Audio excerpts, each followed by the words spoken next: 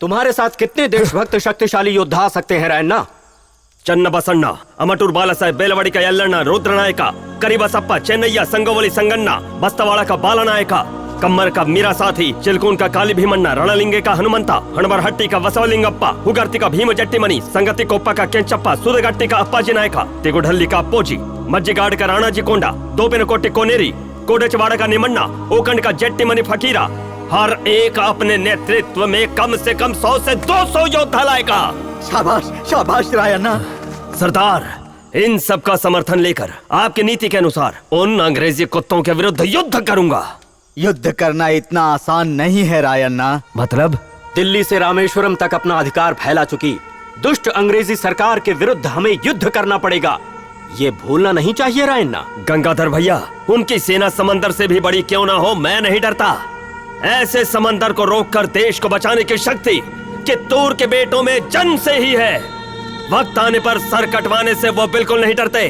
चित्तूर को स्वतंत्र बनाने की शपथ लेने वाले शेर दिल योद्धाओं की भूमि है ये। इस राज्य में जन्म लेने वाला हर बच्चा इस देश पर कुर्बान होने को तैयार है। शाबाश शाबाश शाबाश रायन्ना, शाबाश।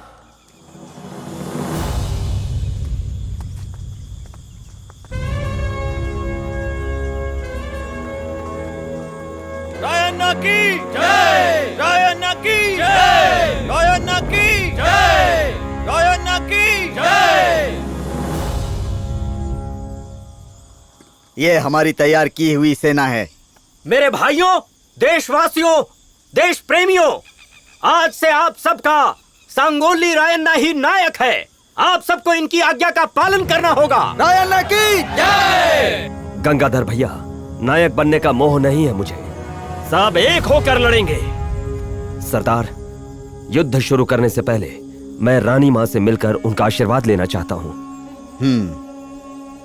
महारानी जी को बैल होंगल के गृह बंधन में रखा गया है।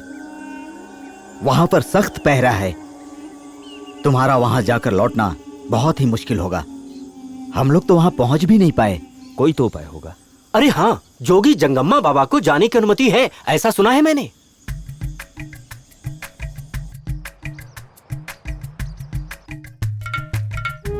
जय गुरु सिद्धेश्वरा। प्रणाम स्वामी जी। सिद्धेश्वर स्वामी तुम्हारा कल्याण करे।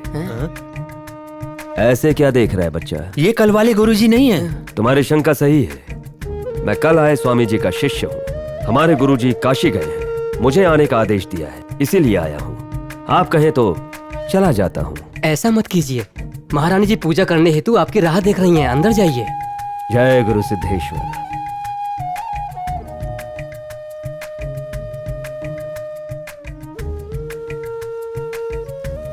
जय गुरु सिद्धेश्वर।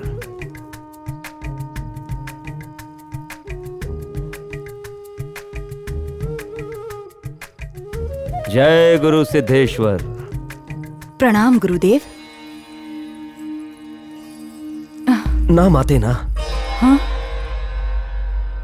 गुरु दीक्षा पाने वाले जंगम्मा गुरु मैं नहीं, आपका बेटा राया हूं मैं।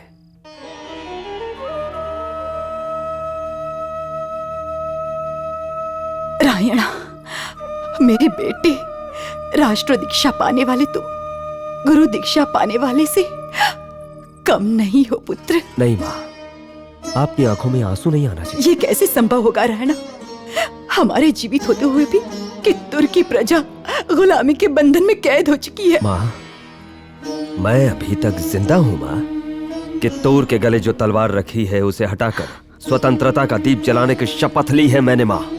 तुम्हारी इस इच्छा का सच होना असंभव है। अवश्य सच होगा। कितने ही वीर योद्धा युद्ध के लिए तैयार बैठे हैं और आदि वीरप्पा जी, गंगाधर भैया जंगल की गुफाओं में अपनी सेनाओं के साथ प्रतीक्षा कर रहे हैं। युद्ध करने के लिए बेसब्र बैठे हैं। तुम सच कह रहे हो? संदेह ना करें, मैं उनसे मिलकर आया हूँ। युद्ध करने से पहले आपकी आज्ञा लेने आया हूँ।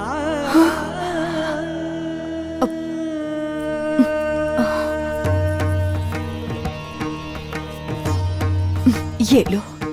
इसकी जरूरत नहीं है, मुझे बस आपका आशीर्वाद चाहिए।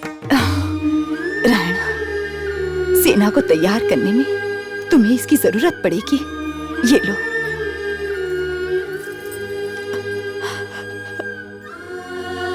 बेटा रायना।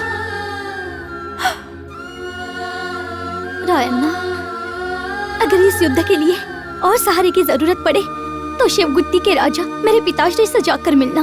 वो तुम्हारी सहायता जरूर करेंगे। उन्हें ये मेरी अंगूठी जरूर दिखा देना। जीत कर आना बेटा।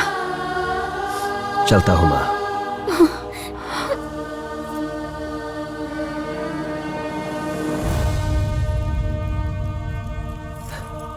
सरदार, महारानी जी ने कहा है कि युद्ध की तैयारी करो और ये सब दिया है। लीजिए, सारी सेना को एकजुट करके रानी मां को आजाद कराने का संकल्प लिया है मैंने। रायन्ना, इतने उतावले मत बनो। अंग्रेजों की नजर तुम पर है, इस सच को भी तुम मत भूलो रायन्ना। लेकिन मैं नपुंसकों की तरह नहीं जी सकता सरदार। रायन्ना, हम सब खतरे के भंवर में बैठे हुए हैं भाई। पहले हमें किसी सुरक्षित किनारे पर पहुंचना होगा। मतलब? इतने दिनों तक जो हुआ उसे भूल जाने का नाटक करो।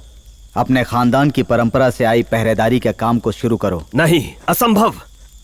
कित्तूर की माता को कठिन परिस्थिति में देखकर मैं ये सब काम नहीं कर सकता। रायन्ना, तुम पर किसी को संदेह ना हो, इसीलिए तुम्हें पहरेदारी का काम संभालना होगा। जब तुम्हारी बारी हो तब पहरेदारी करो, और जब बारी ना हो तो सेना को तैयार करो। रायन्ना, अगर तुम्हें कुछ हो गया तो हम लोगों की आशाएं चूर चूर हो जाएंगी। मेरी बात मानो, तुम फौरन सांगोली जाओ। ठीक है, ये भी करके देखता हूं। चलता हूं सरदार। हाँ, चलता हूं।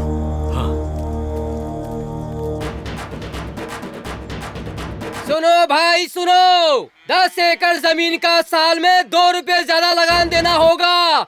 सुनो भाई सुनो। लगान भरने को बोला था ना। कुलकर्णी, क्या है ये सब? आप चुप बैठिए, लोगों के सामने बड़प्पन मत दिखाइए। चाहिए यहाँ से। ये नहीं सुधरेगा। दिमाग हरामो, नौटंकी करते हो सालो।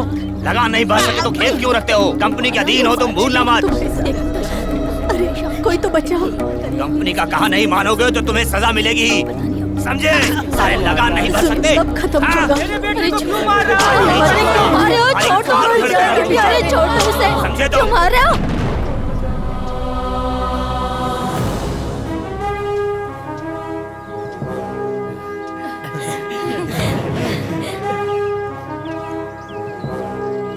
ए कुलकर्णी, खाते क्या हो तुम? लगान नहीं दिया तो गांव वालों को ऐसे सताओगे? राया, ज्यादा लगान नहीं वसूलूंगा तो मामलेदार जूते से मारेंगे। खाइए जूते। गांव के लोगों की स्थिति वो क्या समझेंगे? तुम्हें समझना चाहिए। राया, राया, अगर सारे किसान भाई कहीं एक होकर खड़े हो गए ना, तो ना तो तुम बचोगे और ना ही तुम्हारी सरकार बचेगी।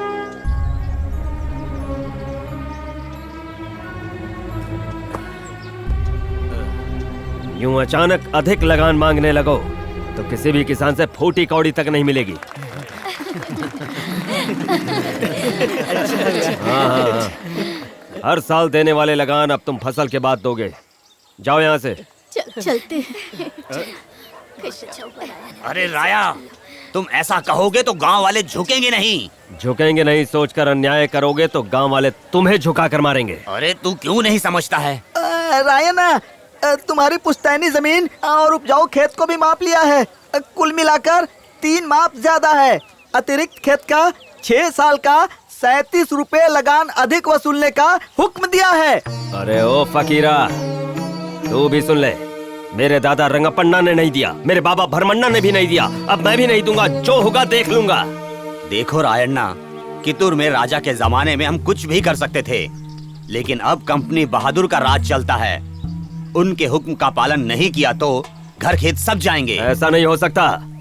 अगर उन्होंने मुझसे लगान मांगा तो मैं साफ साफ मना कर दूंगा। समझाना मेरा कर्तव्य था, आगे तुम्हारी मर्जी।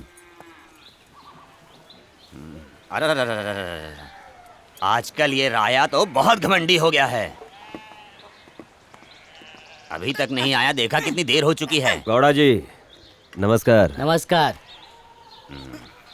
पकड़ो इस संदेश को। सूर्य आज तक ये पत्र संपगावी मालेदार के हाथ में होना चाहिए। जी अच्छा। राया, क्लार्क गोविंदप्पा को फल सब्जी चाहिए थी, जाकर खरीद ले। देखो कुलकर्णी, फल सब्जी खरीदने के लिए मैं उसके घर का नौकर नहीं हूँ। तुम चाहो तो खुद जाकर दे दो।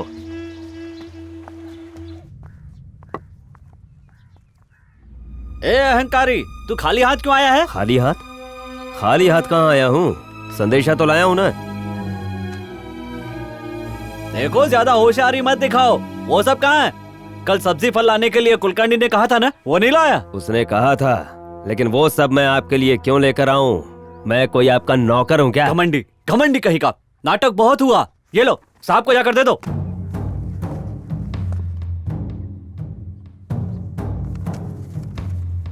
तुम्हारा इनाम राया है क्या? जी हाँ।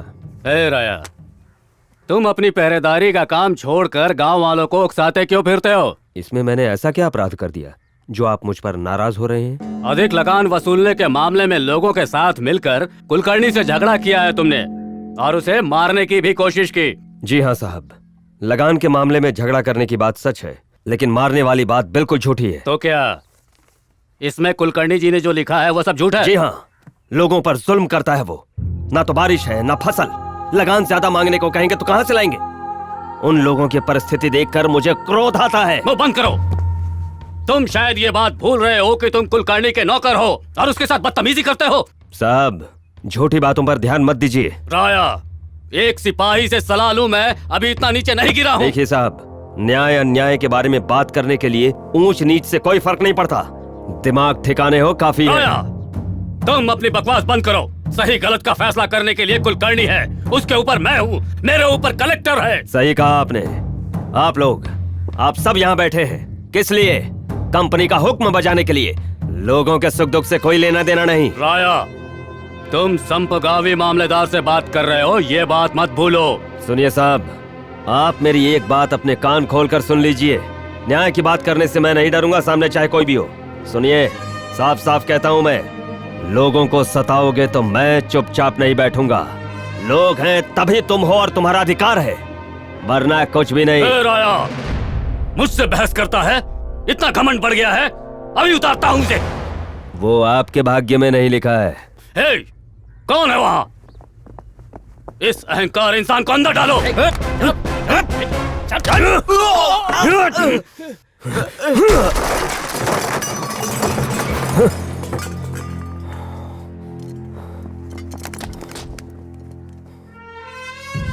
ले जाओ इसे यहाँ से।